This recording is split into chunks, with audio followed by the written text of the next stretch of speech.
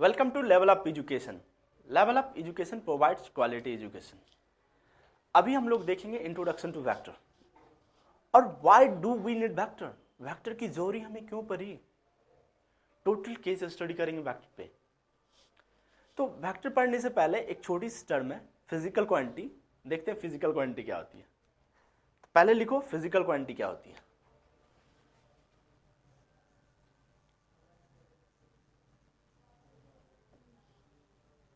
Copy करते जाना साथ में और इसे मैं डिस्क्रिप्शन में नोट्स प्रोवाइड कर दूंगा। Any quantity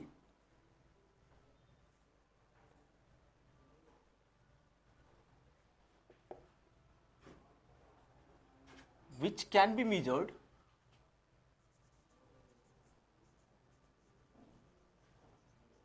that is known as physical quantity.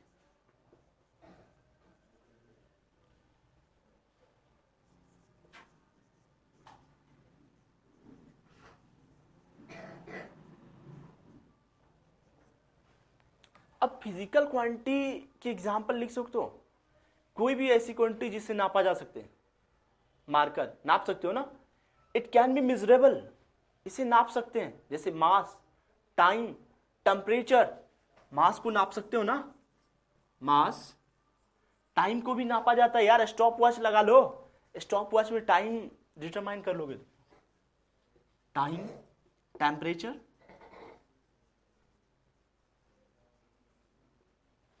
और फिजिकल क्वांटिटी के बाद एक और पॉइंट आती है ना, non physical quantity. Non physical quantity किसको बोलते हैं? ये एक ऐसी प्राणी है ना जिसको मेजर नहीं कर सकते हैं। तो आप एग्जांपल अपने मन से बता सकते हो कौन ऐसी क्वांटिटी है जिसे नहीं नाप सकते हैं?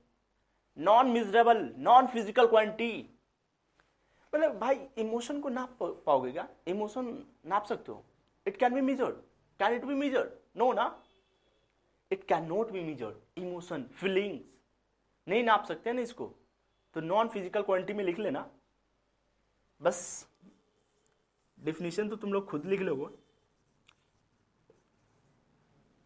लिख लोगे ना।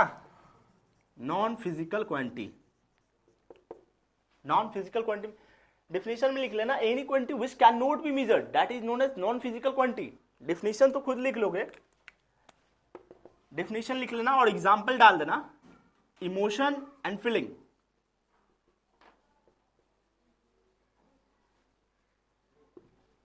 Love, affection, anything you can write. यार इसे मेजर नहीं कर सकते ना, थोड़ी ना बता सकते हो कितना इमोशन है, कितना फीलिंग है, कितना लव, नहीं बता सकते ना। ठीक है, ओके। अब देखते हैं फिजिकल क्वांटिटी की और कुछ होती है ना। जानते हो इसका फॉर्मूला क्या होता है? Numerical value into unit. Numerical value into unit. मैं बोर्ड रब करता हूं।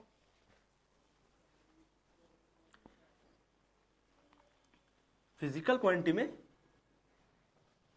एक और डिफिनीशन तुम लिख सकते हो फिजिकल क्वांटिटी की।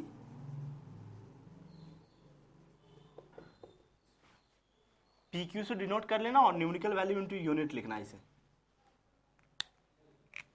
एन को न्यूमेरिकल वैल्यू से डिनोट करते हैं और ये म्यूज है ना, यूनिट है। अब मैं बताना चाहता हूं यार, न्यूमेरिकल वैल्यू और यूनिट दोनों क्यों इंपॉर्टेंट है? Why do you need?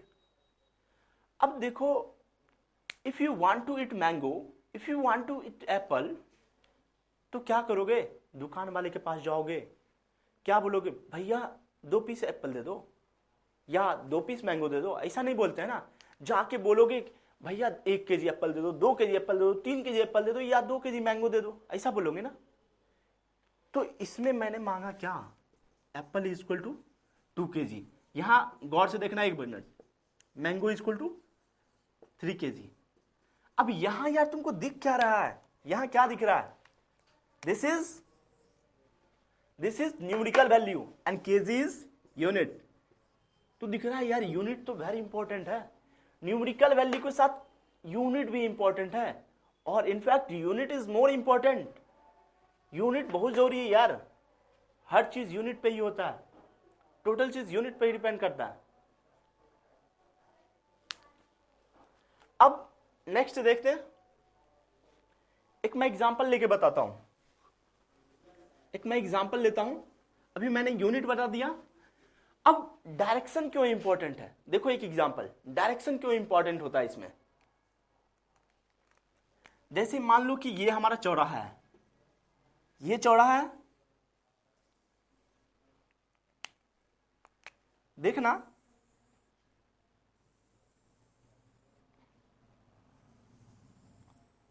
अब कोई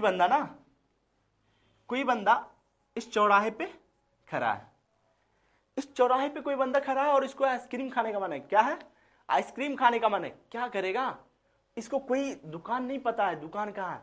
मान लो सपोज डेट एक आइसक्रीम कॉर्नर यहाँ पे है, आइसक्रीम कॉर्नर है और ये आइसक्रीम खाना चाहता है। चौराहे पे ना एक आदमी से मिला और बोला भैया एक बात बताओ, आइसक्रीम कॉर्नर किधर है? ये बोला 2 किलोमीटर आगे चले जाओ, 2 किलोमीटर आगे चले जाओ। अब ये चोमू सा बंदा था यार, ये इसने पूछना भूल गया किस साइड, डायरेक्शन क्या है। ये 2 किलोमीटर इस डायरेक्शन में आ गया, यहां पहुंचा। जब 2 किलोमीटर डिस्टेंस कवर किया ना और ये चोमू सा बंदा यहां पहुंच गया ना, तो फिर यहां पे आसपास में दिखता है क्या आइसक्रीम कॉर्नर है, क्या आइसक्रीम कॉर्नर है। अब यार इसको आइसक्रीम कॉर्नर दिखता ही नहीं है, फिर दूसरे बंदा से पूछता है भाई आइसक्रीम कॉर्नर है क्या। अब वो बंदा बोलता है फिर भाई तुम 2 किलोमीटर पीछे जाओ, वहां से नॉर्थ डायरेक्शन में जाना, तब आइसक्रीम कॉर्नर मिलेगा। तो उसके बाद ये क्या करेगा, उसके बाद क्या करेगा, देखो फिर से ये पीछे आया, फिर से क्या आया, बैक आया, फिर यहां आया और फिर यहां इधर गया नॉर्थ की डायरेक्शन में। तो देख रहे हो एक छोटी सी डायरेक्शन की गलती से इसको 4 किलोमीटर एक्स्ट्रा चलना पड़ रहा है। कितना? 4 किलोमीटर। ऐसे तो 2 ही किलोमीटर जाता ना यार, एक्स्ट्रा कितना हो रहा है, +2 फिर +2, 4 किलोमीटर एक्स्ट्रा हो रहा है ना, ऐसे 2 जाता, ऐसे 6 चलना पड़ रहा है टोटल। अब देखते हैं फिजिकल क्वांटिटी की क्या पार्ट्स होती है। बोल सकते हो एक तरह से types of physical quantity, scalar and vector. मैं स्केलर एंड वेक्टर की बात कर रहा हूं। 2 टाइप होती है, एक स्केलर होगी और दूसरी अपनी वेक्टर क्वांटिटी होगी। तो समझ रहे हो मैं बोलना चाह रहा हूं, एक स्केलर होगी, देखना पूरा डिटेल इसमें देखना है, एक स्केलर होगी, दूसरी अपनी वेक्टर क्वांटिटी होगी। एक स्केलर होगी और दूसरी वेक्टर होगी। अब डिफरेंस लिखना अच्छी तरह से। स्केलर क्वांटिटी क्या होती है? स्केलर क्वांटिटी क्या होती है? स्केलर क्वांटिटी उसको बोलेंगे ना जिसके पास मैग्नीट्यूड हो, जिसके पास मैग्नीट्यूड हो। अब बोलोगे भैया मैग्नीट्यूड क्या होता है? एनी वैल्यू को मैग्नीट्यूड बोलते हैं। 2 3 4 5 6 कोई वैल्यू होगा, 2 kilometre, 3 kilometre, 4 kilometre, 2 kg 3 kg जो भी हो यार, कुछ भी बोल सकते हो, वो मैग्नीट्यूड होता है। अब मैं स्केलर की बात कर रहा हूं ना, इसका मतलब कि बंदे के पास मैग्नीट्यूड है। पहला लाइन तो लिख लो, बंदे के पास क्या है? मैग्नीट्यूड है, मैग्नीट्यूड है। लेकिन जानते हो क्या नहीं है? क्या नहीं है? एक तरह से तुम ये सोच सकते हो ना, बंदे के पास पैसा है लेकिन खर्च करना जानता नहीं, कहां पे खर्च करना है। इसका मतलब मैग्नीट्यूड है बट डायरेक्शन नहीं है। क्या नहीं है? डायरेक्शन नहीं है। तुम लिख सकते हो यहां पे no direction, no direction. Third point में क्या लिखेंगे? थर्ड पॉइंट में क्या लिखेंगे? It follows scalar law of addition. ये स्केलर लॉ ऑफ एडिशन को फॉलो करता है। एकदम था फास्टली लिखो, it follows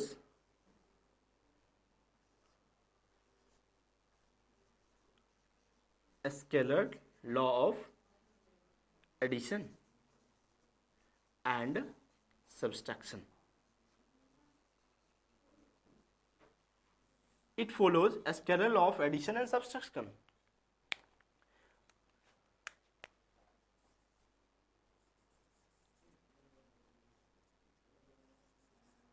okay, fourth point में क्या लिख लेंगे? फोर्थ पॉइंट में एग्जांपल ले लेते हैं। स्केलर क्वांटिटी की एग्जांपल क्या होगी? एग्जांपल में लिख लो distance, speed, work done. Temperature भी तो हो सकता है यार, टेम्परेचर को भी नाप पाते हैं ना। अब वेक्टर क्वांटिटी में आते हैं। अब क्या लिखेंगे? Vector quantity. वेक्टर क्वांटिटी देखो क्या होती है। वेक्टर क्वांटिटी एक ऐसी प्राणी है ना जिसके पास मैग्नीट्यूड भी है और डायरेक्शन भी है, दोनों है, बोथ है। यानी बंदे के पास पैसा भी है और खर्च करना भी जानता है। बंदे के पास पैसा भी है और खर्च करना भी जानता है। देखते हैं क्या मैंने क्या बोला अभी, मैग्नीट्यूड भी है और डायरेक्शन भी है। आराम से लिखो, पहला पॉइंट तो मैग्नीट्यूड है, दूसरा पॉइंट इसके पास डायरेक्शन है, तीसरी पॉइंट बता सकते हो it follows vector law of addition. ये वेक्टर लॉ ऑफ एडिशन को फॉलो करता है। It follows vector law of addition. Fourth point में एग्जांपल लिख लेते हैं। डिस्प्लेसमेंट हो जाएगी, वेलोसिटी हो जाएगी,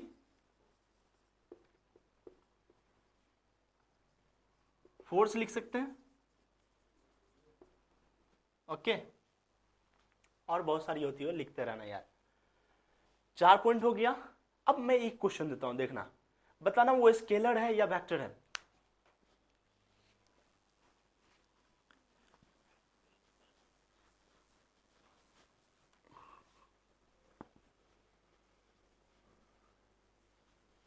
बताना स्केलर है या वेक्टर है।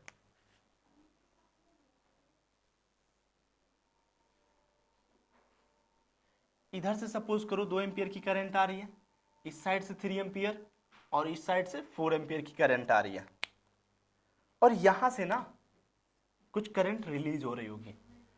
तो भाई बता सकते हो कितनी करंट रिलीज हो रही होगी इस पॉइंट से, बी पॉइंट से कितनी करंट रिलीज हो रही होगी।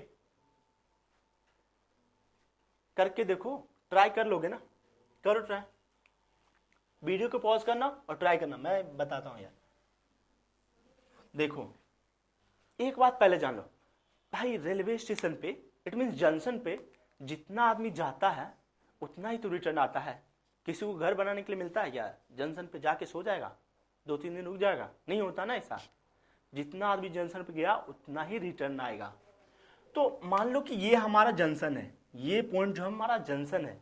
अब मान लो इधर से करंट जा रही है 2 एम्पियर की, इस साइड से 3, इस साइड से 4, बाहर निकलेगी कितनी, बाहर कितनी करंट निकलेगी, जितनी जंक्शन पे आई उतनी ही रिलीज होगी ना।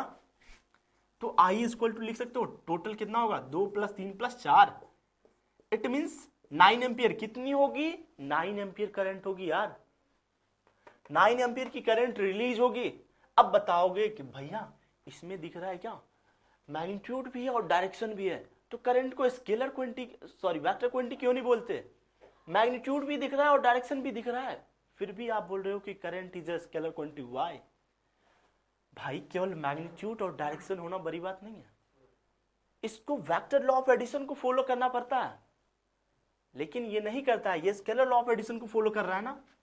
यदि वेक्टर लॉ ऑफ एडिशन को फॉलो करता तब मैं बोल सकता था यार वेक्टर क्वांटिटी है, लेकिन वेक्टर लॉ ऑफ एडिशन को फॉलो नहीं कर रहा है। तुम देख रहे हो मैंने सिंपल एडिशन किया है, स्केलर लॉ ऑफ एडिशन किया है, समझ रहे हो ना।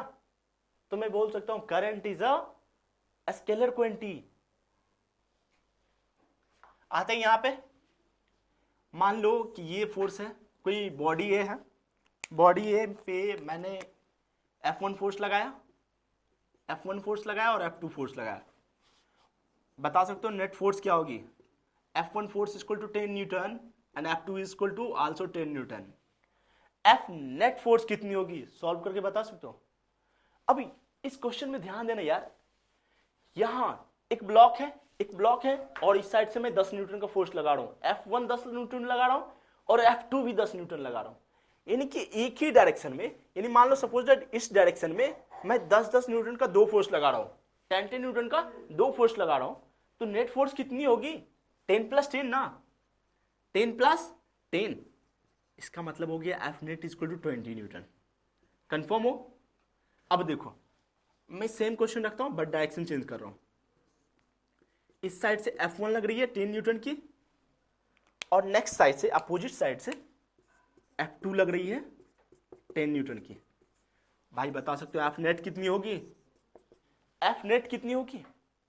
मैं इस साइड से 10 न्यूटन का फोर्स लगा रहा हूं, कोई आगे से बंदा 10 न्यूटन का फोर्स लगा रहा है, क्या मैं मूव करूंगा क्या।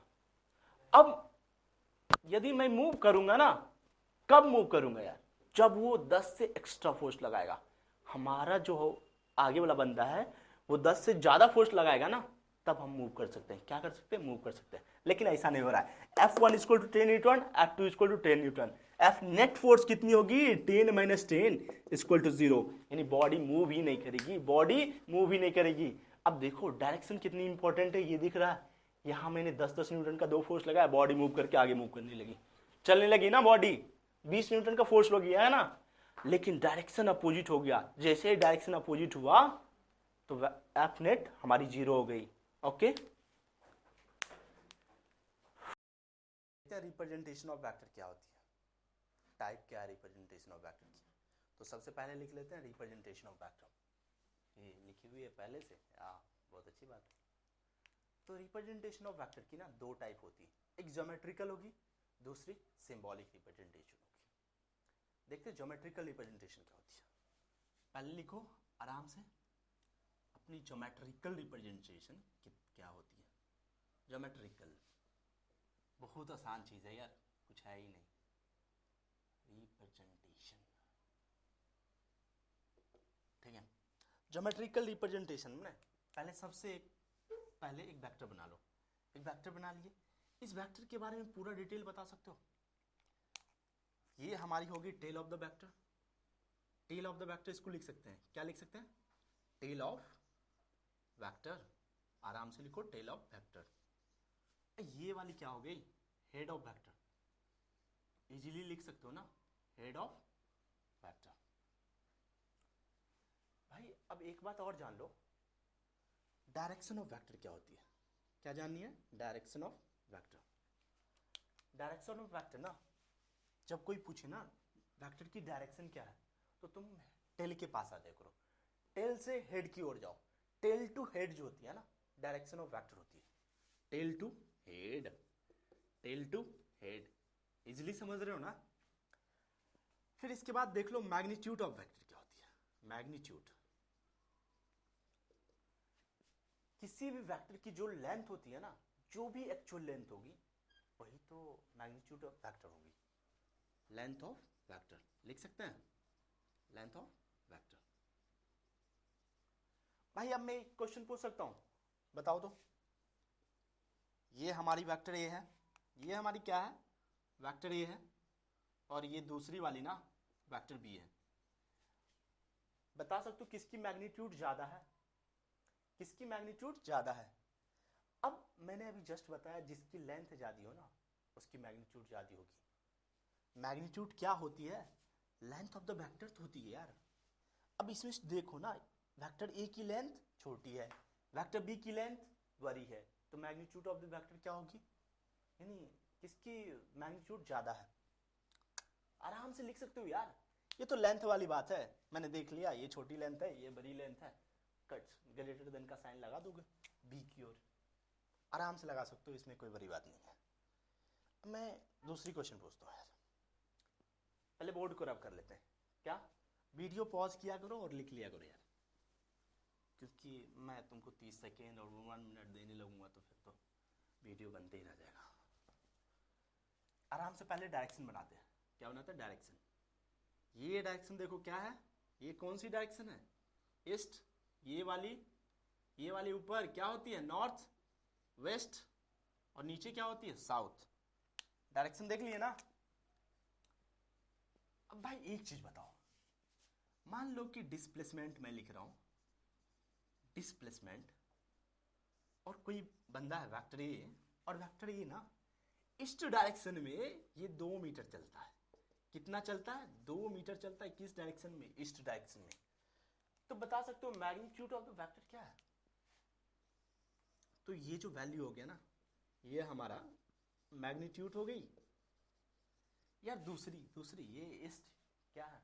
डायरेक्शन ऑफ द वेक्टर है ना, तो आसानी से लिख सकते हो this is the direction of vector. बस मैं एक और एग्जांपल ले सकता हूं, ले रहा हूं, देख लेना। ये ईस्ट में थे ना, मैं डायरेक्शन चेंज कर ले रहा हूं। ये कोई वेक्टर बी है और ये 2 मीटर पर सेकंड से ना इस डायरेक्शन में जा रही है। देख रहे हो, इस डायरेक्शन में जा रही है। ईस्ट मत समझना है, इस डायरेक्शन में जा रही है। अब कौन सी डायरेक्शन है तुम बताओगे यार। यहाँ vector B vector B 2 metre पर सेकेंड से इधर जा रही है, तो बता सकते हो यार मैग्नीट्यूड क्या होगी और डायरेक्शन क्या होगी। हाँ तुम तो अब बोलोगे हाँ भैया मैं आसानी से बता सकता हूँ, ये अपनी मैग्नीट्यूड हो गई, ये क्या हो गई मैग्नीट्यूड, और ये जो नॉर्थ आप लिखे हो ना ये डायरेक्शन हो जाएगा। आसानी से कर लिए ना। हमारा ज्योमेट्रिकल रिप्रेजेंटेशन ऑफ वेक्टर इतना ही है। क्या क्या मैंने बताया, tail of the vector, head of the vector, direction क्या होती है, मैग्नीट्यूड क्या होती है। मैंने 2 एग्जाम्पल लिया, वो एग्जाम्पल कवर कर लिए ना। अब नेक्स्ट करते हैं सिंबॉलिक रिप्रेजेंटेशन ऑफ वेक्टर। थोड़ा फास्ट करेंगे यार, बहुत सारा टॉपिक है ना। उसके बाद फिर कैनिमेटिक्स करेंगे, मोशन इन 1D 2D, बहुत सारा है, करते रहेंगे धीरे धीरे धीरे। पर डे में आऊँगा लाइव, अपनी पर डे वीडियो भी डलेगी यार। देखते हैं symbolic representation of vector. Symbolic representation of vector, तो सिंबॉलिक रिप्रेजेंटेशन से क्या लग रहा होगा, कुछ सिंबल लगा उसको रिप्रेजेंट करेंगे, यही ना। हाँ सही, सोच सही रहे हो। तो मानो कि वेलोसिटी कुछ है, वेलोसिटी को कैसे रिप्रेजेंट करेंगे, कैसे वेलोसिटी को रिप्रेजेंट कर सकते हो, वी वेक्टर से ना। लिख लो वेक्टर वी, पढ़ोगे कैसे इसको, रीड एज। यदि पहले तो जब तुम पढ़ना नहीं जानते, वी पे देखिए एरो, वी पे देखिए एरो, कैसे पढ़ोगे। रीड एज क्या होगी, read as velocity vector, velocity vector. Force अब वेक्टर लिख सकते हैं ना, तो read as force vector, force vector. Acceleration, acceleration, read as acceleration vector, acceleration vector.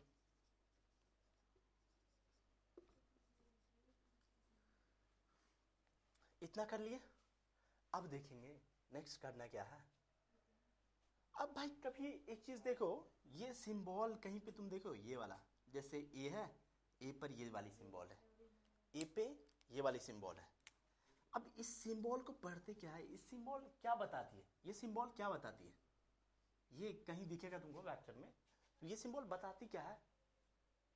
तो लिख सकते हो तुम, दिस सिंबल को पहले पढ़ते तो कैप बोलते हैं इसको, इसको बोलते कैप है, ए कैप, ए कैप। इस कैप को, अरे ये वीडियो थोड़ा सा कट कर लेना ठीक है, हम फिर से बोल रहे हैं। कंटिन्यू रखिए। हाँ कंटिन्यू रहते हैं, कट कर लेना इतना। पूरे कंटिन्यू रखिएगा। हाँ हम कट कर देंगे। अब नहीं आ रहे भैया। अपना ए वेक्टर है, नहीं इसके बाद हम, इसके बाद क्या करेंगे ना, फिर पॉज लेंगे, दूसरा बताना है ना, इतना कट कर लेना।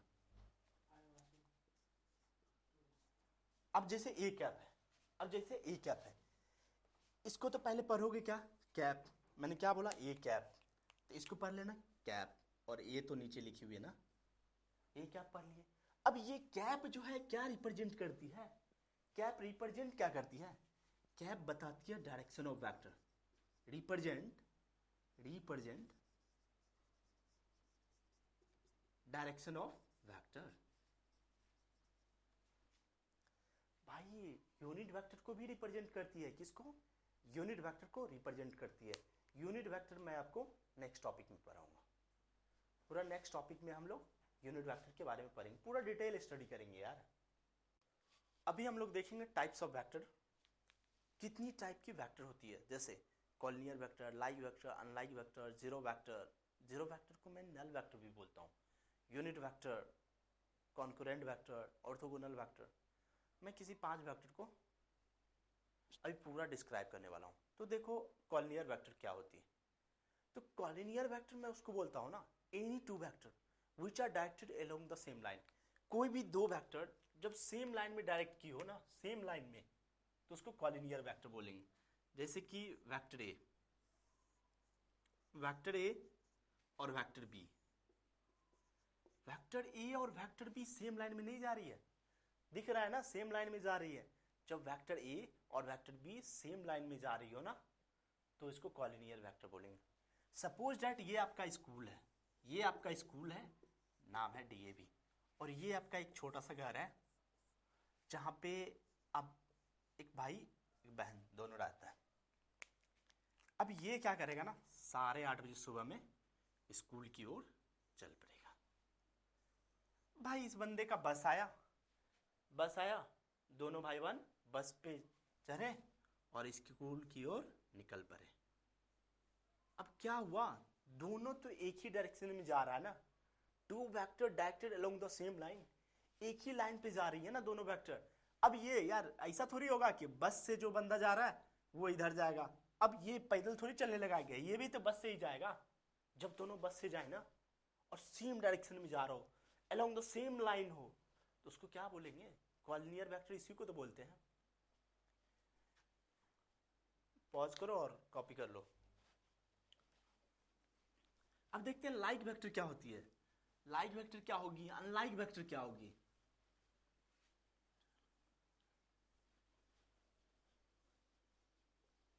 देखो लाइक वेक्टर लिखो, लाइक वेक्टर का डिफिनेशन लिख सकते हो, एनी टू वेक्टर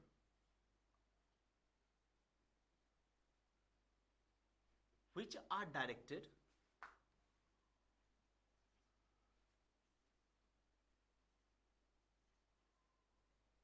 along, या ऐसे लिख लो डायरेक्टेड या पॉइंटिंग दोनों चल सकता है, any two vector which are directed along same direction known as like vector. लिख सकते हो ना। अब इसका मतलब है कि कोई एक वेक्टर यहां पे है, कोई बी वेक्टर यहां से जा रही है। अब दोनों वेक्टर की डायरेक्शन किधर है ये देखो ना, ईस्ट में ये भी जा रही है और ईस्ट में ये भी जा रही है। अब जब डायरेक्शन एक ही डायरेक्शन में है, सेम है, तो लाइक वेक्टर बोलेंगे यार। जब कोई भी वेक्टर एक ही डायरेक्शन में जा रही हो ना, जब दो या दो से ज्यादा वेक्टर एक ही डायरेक्शन में जा रही हो ना, तो उसी को तो लाइक वेक्टर बोलेंगे। अब इसी से भाई देख लो अनलाइक वेक्टर किसको बोलते हैं, अनलाइक वेक्टर का डिफिनेशन लिख लेना, यहां पे केवल सेम की जगह ना अपोजिट कर लेना यार। मैं लिख देता हूं, any two vector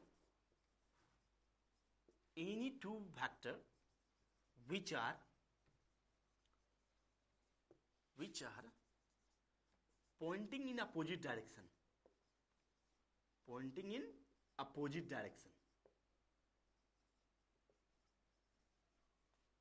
are known as unlike vector। जैसे कि एग्जाम्पल में रख लो, वेक्टर ए मानो इस डायरेक्शन में जा रहा है, तो वेक्टर बी किस डायरेक्शन में जाएगा, वेक्टर बी की डायरेक्शन किधर होगी, ये वेक्टर बी हो जाएगी, ये क्या हो जाएगी, वेक्टर बी हो जाएगी। अब मान लो कि इस साइड वेक्टर ए जा रहा है, तो अपोजिट डायरेक्शन में वेक्टर बी को जाना है ना, तो वेक्टर बी इस डायरेक्शन में जाएगा ना, तभी ना अनलाइक वेक्टर होगा।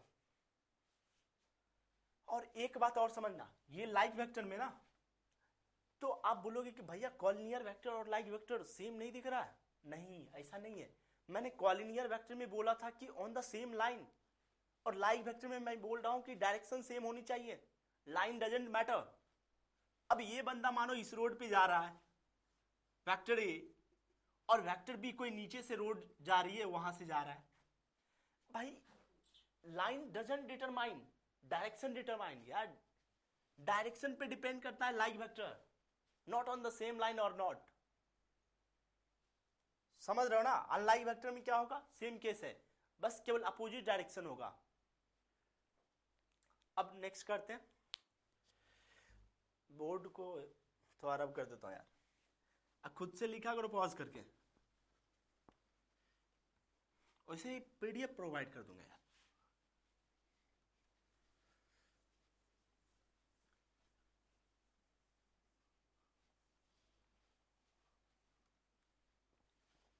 अब देखते हैं इक्वल वेक्टर क्या होती है, इक्वल वेक्टर और अनइक्वल वेक्टर। पहले इक्वल वेक्टर लिख लो। इक्वल वेक्टर में 3 पॉइंट याद रखना यार, पहला पॉइंट याद रखना कि सेम क्वांटिटी होनी चाहिए। इक्वल वेक्टर यदि होगी तो क्वांटिटी सेम होगी। दूसरी पॉइंट, इक्वल मैग्नीट्यूड होनी चाहिए।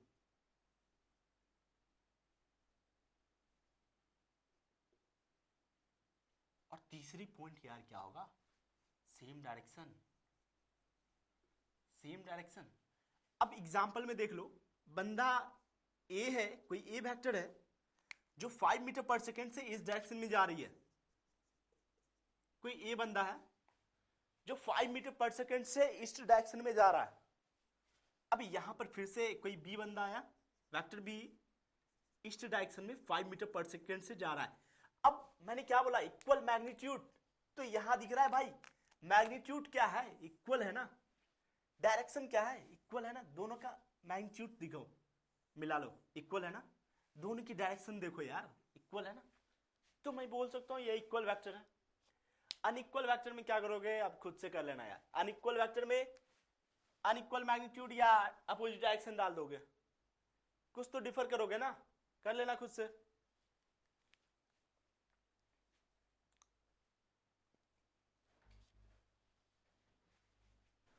अब देखते हैं multiplication of vector. Multiplication of vector with scalar. तो एक क्वांटिटी ले लेते हैं, इसको क्या बोलेंगे, vector.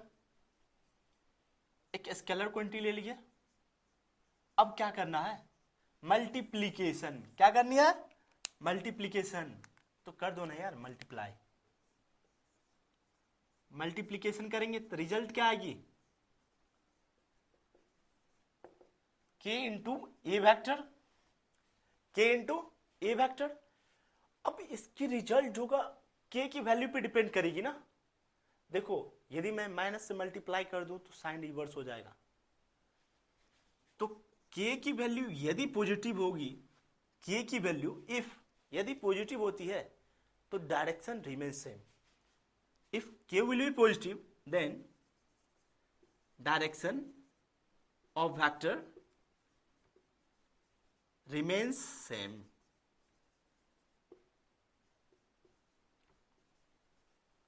And if k is negative, if k is negative, then direction of vector will reverse. Will reverse. अब मैं एग्जाम्पल लेके आप लोग को बताऊंगा। एग्जाम्पल ले रहा हूं। एग्जाम्पल में देख लो, एग्जाम्पल यदि मैं k की वैल्यू जानते हो 2 ले रहा हूं, +2, k की वैल्यू +2 ले रहा हूं, तो यहां पे +2 पुट करोगे तो क्या होगा, यहां पे +2 पुट करोगे तो k equal to 2a vector हो जाएगी ना। यदि मैं k इक्वल टू +2 यहां पुट करता हूं तो 2a वेक्टर होगी ना। यदि मैं k इक्वल टू -2 पुट करता हूं तो क्या होगा यार, डायरेक्शन क्या हो जाएगी, चेंज हो जाएगी। Totally depend on direction. लिख सकते हैं इसको -2a वेक्टर, -2a वेक्टर। अब मैं बोर्ड को रब करता हूं, आप लोग कॉपी करो। हाँ बोर्ड को रब कर देते हैं।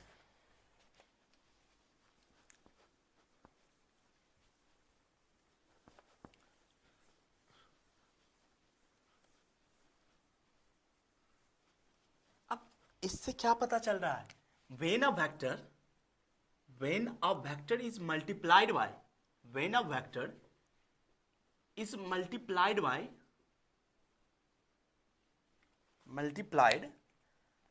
a negative sign,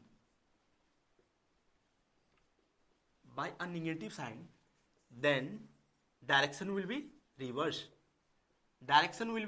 reverse. और दूसरा पॉइंट जानते हो यार, दूसरा पॉइंट लिख लेना कि चाहे साइन प्लस हो या माइनस हो, आउटपुट जो हमारा रिजल्ट रहेगा ना हर वक्त वेक्टर होगा। Output result is always vector. Output is always a vector quantity.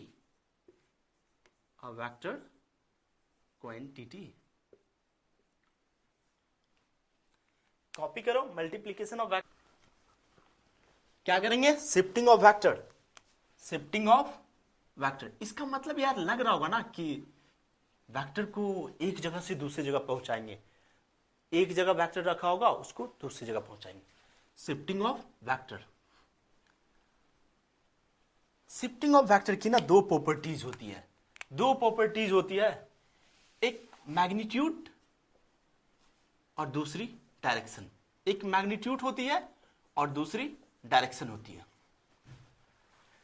भाई शिफ्टिंग ऑफ वेक्टर का ना ये दो प्रॉपर्टीज याद रखना, यही काम आता है, हर वक्त यही काम आने वाला है, मैग्नीट्यूड और डायरेक्शन।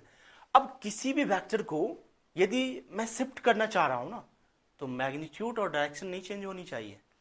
जैसे कि मैं वेक्टर ए ले रहा हूं, वेक्टर ए ले रहा हूं, वेक्टर ए की डायरेक्शन इस साइड है, वेक्टर ए की डायरेक्शन इस साइड है, इसका मतलब north east, suppose north east. तो वेक्टर ए इस डायरेक्शन में है और मैं इसको शिफ्ट करना चाह रहा हूं, इसको मैं शिफ्ट करना चाह रहा हूं, क्या करूंगा? इसको भाई नीचे ले आओ। शिफ्ट करने का मतलब कि इसको नीचे ले आओ, नीचे ले आओ। तो नीचे लाओगे तो कुछ बदला बदला सा लग रहा है क्या? नहीं लग रहा है ना, क्योंकि डायरेक्शन भी वही है और लेंथ भी वही है। मैग्नीट्यूड किसको बोलते हैं? लेंथ ऑफ द वेक्टर को ना। तो लेंथ भी वेक्टर की वही है और डायरेक्शन भी वही है। तो मैं बोल सकता हूं कि शिफ्टिंग ऑफ वेक्टर हमारा सही है, क्योंकि मैंने डायरेक्शन नहीं चेंज किया, लेंथ ऑफ द वेक्टर नहीं चेंज किया। जब डायरेक्शन और लेंथ ऑफ द वेक्टर नहीं चेंज होता ना, तो शिफ्टिंग ऑफ वेक्टर सही होता है यार। तो लिख सकते हो यहां पे vector A dash, A dash. तो आराम से लिखना भाई, vector A is equal to vector A dash. इसका मतलब हुआ कि हमारा शिफ्टिंग सही है, हमारा शिफ्टिंग सही है। अब आगे देखते हैं, एक क्वेश्चन और, एक क्वेश्चन और यहां पे देख लो, एक क्वेश्चन यहां पे देख लो। अब ये बंदा ना, इसका नाम क्या है? ए बी, ए बी नाम है। 5 मीटर पर सेकंड से आगे मूव कर रहा था, 5 मीटर पर सेकंड से ईस्ट डायरेक्शन में मूव कर रहा था। अब इसी बंदे को यहां पे ला सकते हैं, इसी बंदे को यहां पे ला सकते हैं और इसका नाम दे देते हैं सी डी। 5 मीटर पर सेकंड से फिर मूव कर रहा है। तो यार मैं बोल सकता हूं ए बी और सी डी की वैल्यू दोनों बराबर है। A B vector is equal to C D vector, both are correct. A B and C D vector are equal, vector A B and vector C D are equal, are equal. Copy कर लो। अभी angle between two vector बताएंगे, angle between two vector.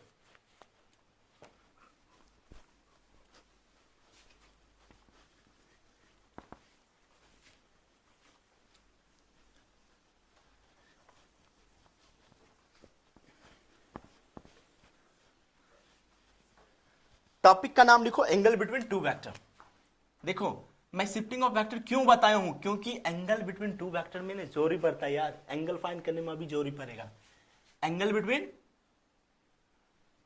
To vector,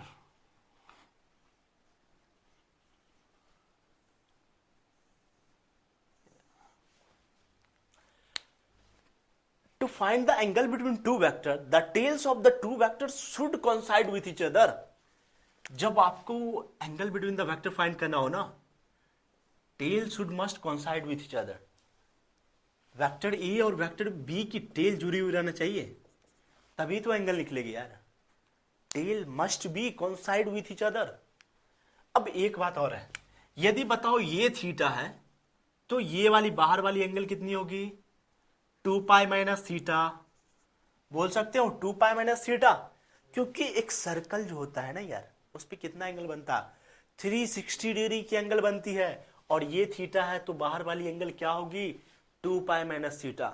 अभी बात खत्म नहीं हुई है, अभी मैं पूछूंगा आपसे what is the angle between vector A and vector B. क्या बताओगे, 2 पाई माइनस थीटा या थीटा? 2 पाई माइनस थीटा या थीटा? क्या सोचोगे? माइंड में सोचोगे ना कुछ। एक बात सोचना, जिसका छोटा एंगल होगा ना, जिसका भी छोटा एंगल होगा ना इस दोनों में से, उसको रख लेंगे। तो छोटा कौन सा है यार? यही ना छोटा है। तो बोलेंगे स्मॉलर एंगल यहां देखा जाता है, smaller angle between vector A and vector B, and theta is the smaller angle between vector A and vector B. तो बोल सकते हो angle between A and B is theta. सही है हमारा ये नहीं? सही है। Angle between vector A and vector B is theta. चलो एंगल भी निकालने के लिए आ गया। अब क्वेश्चन देते हैं, 4 से 5 क्वेश्चन करवाएंगे, आसान आसान क्वेश्चन है, आराम से करो, फिर उसके बाद दूसरे क्लास में देखेंगे। आज की क्लास यहीं पे खत्म करेंगे।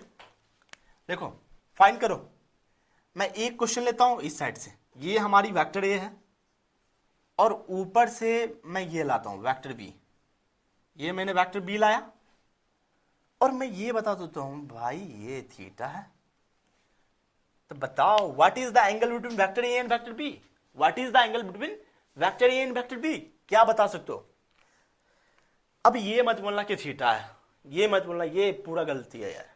अब यहां देखो, तुम यहां देखो, मैंने क्या बोला? एंगल के लिए टेल टू टेल कनेक्ट होना चाहिए, एंगल के लिए टेल टू टेल कनेक्ट होना चाहिए। क्या ये टेल टू टेल कनेक्ट है? नहीं।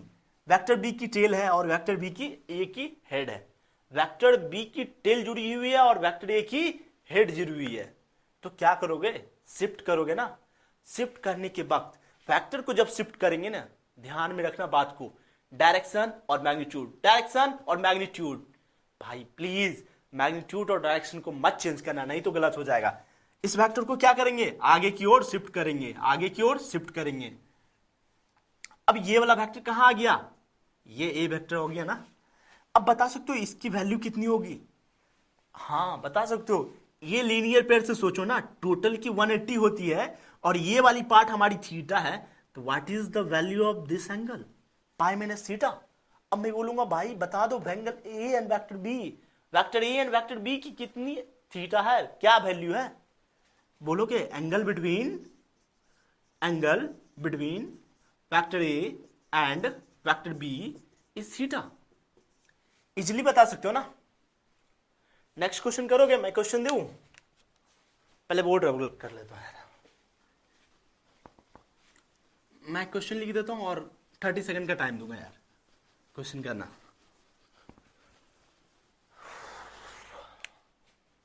देखो अपना पहला क्वेश्चन ये है, फिर से ये वेक्टर ए है और ये वाली वेक्टर बी है। मान लो ये अपनी वैल्यू 360 माइनस थीटा है, एक क्वेश्चन। और दूसरी क्वेश्चन मैं यहाँ पे लिख रहा हूँ, ये अपना वेक्टर ए है और सपोज दैट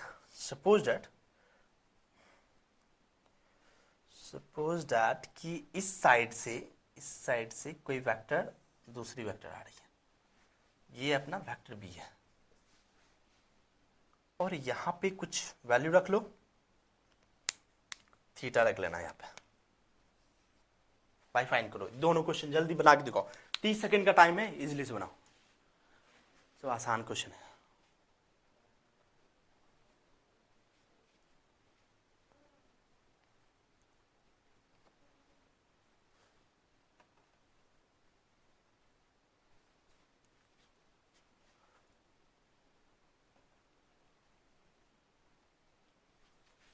एक और मैं क्वेश्चन इधर लिखता हूं, एक ये डाल दिया, एक ये डाल दिया। ये वेक्टर ए है, ये वेक्टर ए है, ये वेक्टर बी है और ये मैं थीटा डाल देता हूं। ओके अब हाँ सही है, बस 3 क्वेश्चन बना के देखो। चलो ट्राई कर लिए ना, ट्राई कर लिए। अब देखो मैं क्या कर रहा हूं, अब एक्सप्लेन कर रहा हूं इसके बारे में। इस वेक्टर को क्या करो? शिफ्ट करो without changing direction and magnitude. Vector को शिफ्ट कर सकते हो ना। ये वेक्टर कहां जाएगी?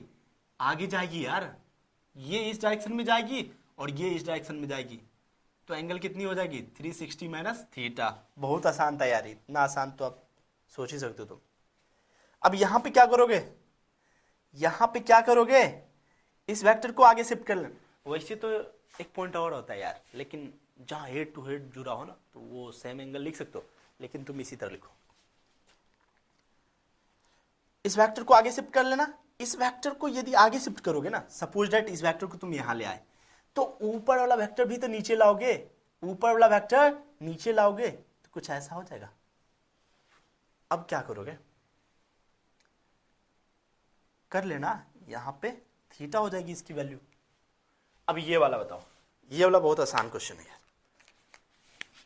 अब ये टेल है, ये हेड है, ये वेक्टर बी की टेल और वेक्टर ए की हेड जुड़ी हुई है।